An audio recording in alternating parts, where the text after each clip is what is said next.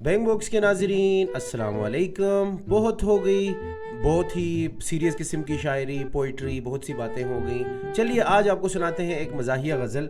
उम्मीद है आप इंजॉय करेंगे और आपको अगर मज़ा आए तो नीचे एक कमेंट ज़रूर कीजिएगा। ओके, इरशाद है।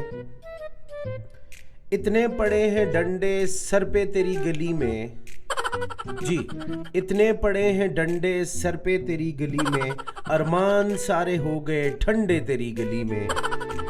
एक हाथ में है कंगी जुल्फें संवारते हैं, एक हाथ में है कंगी जुल्फें संवारते हैं, गाड़ेंगे आशिकी के झंडे तेरी गली में। सीने पे हाथ रख के तुझको पुकारते हैं, जब मारते हैं पत्थर मुंडे तेरी गली में।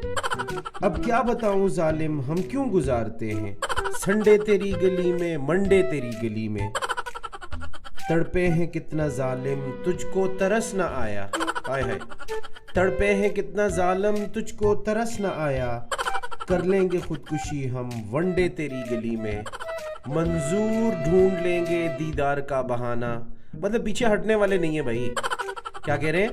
मंजूर ढूंढ लेंगे दीदार का बहाना, बेचा करेंगे हम भी अंडे तेरी गली में।